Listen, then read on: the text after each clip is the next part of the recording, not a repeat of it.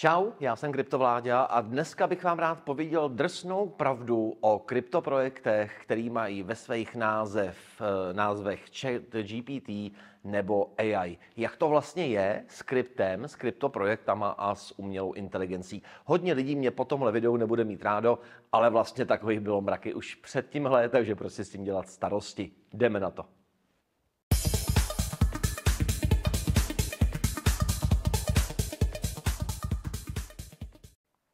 Určitě všichni z vás, kteří sledujete krypto, tak jste si všimli toho, co se teď děje kolem AI projektů. Dneska je mraky tokenů, který mají v názvech AI nebo ChatGPT.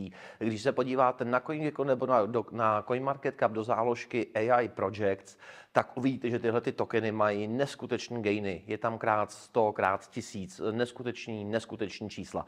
Když si necháte vyhledat projekty, které mají ve svém názvu ChatGPT nebo AI, tak jich bude minimálně 200. A připomíná vám to něco? Byli jste s náma v kryptu v roce 2021.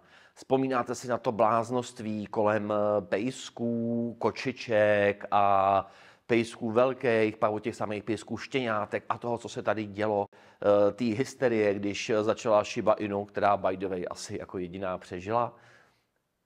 Tohle je, přátelé, absolutně to samý. A nechci nikomu rozmlouvat, aby investoval do těchto tokenů, ale myslím si, že byste si měli předtím uvědomit několik zásadních věcí. Věc číslo 1. Většina z těch projektů jsou skemy.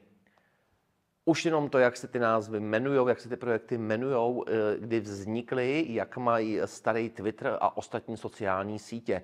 Mnoho z těch tokenů můžete pouze nakoupit, ale nemůžete je ani prodat, protože to samozřejmě můžete napsat do smart kontraktu toho tokenu a je to možný.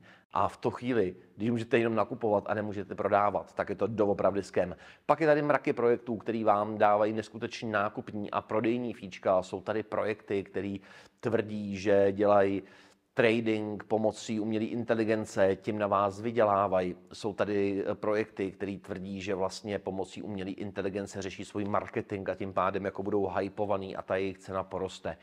Největší počet projektů v tom AI odvětví, v uvozovkách, v té umělé inteligenci, jsou prostě skemy. Za mě minimálně 80-90%.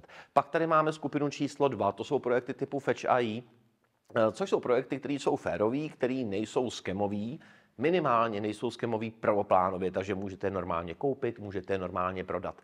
Ale pozor, většina těchto projektů nemá s umělou inteligencí absolutně nic společného. Buď ty firmy, které to vyvíjejí, ty jednotlivý vývojářský týmy používají umělou inteligenci k něčemu, ale ten kryptoprojekt samotný a ten samotný token nemá s umělou inteligencí opět nic společného. Je to jenom zase vábnička na to, aby se chytili trendu a ta jejich cena pumpovala. Přesně tyhle ty tokeny, které už jsou tady třeba 4-5 let, tak jste prostě naprosto krásně viděli, že ležely na nule celou dobu a teď začaly dělat neskutečné zisky. Kdyby ty projekty byly tak skvělý a doopravdy používali umělou inteligenci a implementovali ji do krypta, tak by ten jejich zisk už tady byl dávno a ne jenom teď s tímhletím šílenstvím, který je tak moc podobný šílenství kolem memecoinu. Pak tady máme třetí variantu a to je to, že už i třeba Justin Sun říká, jako že se bude na Tron implementovat umělá inteligence.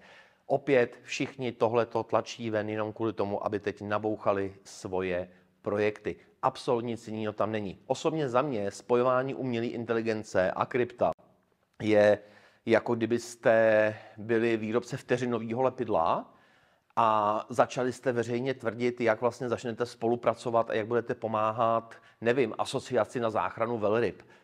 Tyhle ty dvě věci jsou tak strašně odlišný. Ano, je to technologie, ale krypto je pomalý, ale bezpečný a otevřený. Otevřený pro všechny. Umělá inteligence je jakási černá bedna, kde vlastně vůbec nevidíte, co se vevnitř děje. Je rychlá, vyvíjí se od té bezpečnosti. Tam jsou samozřejmě jako diametrální rozdíly mezi kryptem a ostatníma technologiemi. Takže spojovat tohle dohromady, úplně jakože tvrdit, že bude umělá inteligence decentralizovaná na blockchainu, je za mě prostě jenom fráze k tomu, aby tyhle ty rychle vznikající projekty, které nic neumí a s největší pravděpodobností nikdy nic umět nebudou, rostly na ceně a lidi do nich sypali.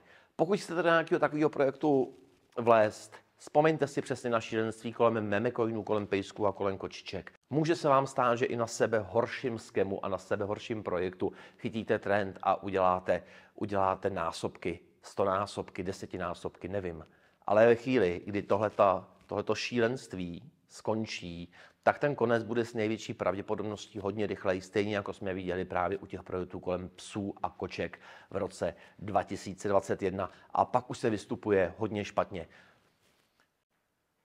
Moje investiční rada, nedávejte do toho moc peněz. Za mě úplně nejlépe žádný, ale chápu, když se tam někdo bude hrát s 10, 20, 50, 100 dolarama, kolik je v každého moci, takže je to asi jako v pohodě, ale už se bohužel setkávám s lidma, kteří tam jako sypou tisíce dolarů a tohle už je za mě doopravdy úplně to samé, jako když vezmete prachy a budete mačkat čísílka do kasína. Přátelé, tohle s kryptem nemá absolutně nic společného. Je to naprosto prachsprostej gambling. A tohleto je potřeba si podle mě uvědomit. AI je super věc, ChatGPT je super věc, dá se to využívat u spousty věcí i pro vývoj kryptoprojektů, ale to, co se nám tady teď děje na trhu, je prachčistý bláznoství, na kterým z té zkušenosti z těch minulých let zapláčou nejvíc chudí lidi, anebo lidi, kteří chtějí mít velký zisky, protože budou mít tam pocit těch tisícinásobků a zapláčou na to. Já věřím tomu, že vy jste rozumní, chápu, že každý si občas dá někam setinu svého portfolia pro srandu, buď se povede, nebo se nepovede, proti tomu asi nikdo nic nemá, ale prosím, dávejte si velkýho bacha. Pokud skočíte do skemu, tak s největší pravděpodobností o to přijdete hned a pokud skočíte do menšího skemu, tak o to přijdete asi jenom o trošku díl. Ale možná se nám tady ukáže projekt, který bude dávat smysl, jak jsem říkal, jsou tady relevantní projekty, jenom prostě nemají úplně moc AI co společného. Tím pádem nechci říct, že všechno, co má v názvu AI, je prostě scam, ale minimálně 90% projektů to bude. Tak bacha na to, mějte se fajn, dávejte pozor na svoje úspory a buďte na sebe hodní. Čau.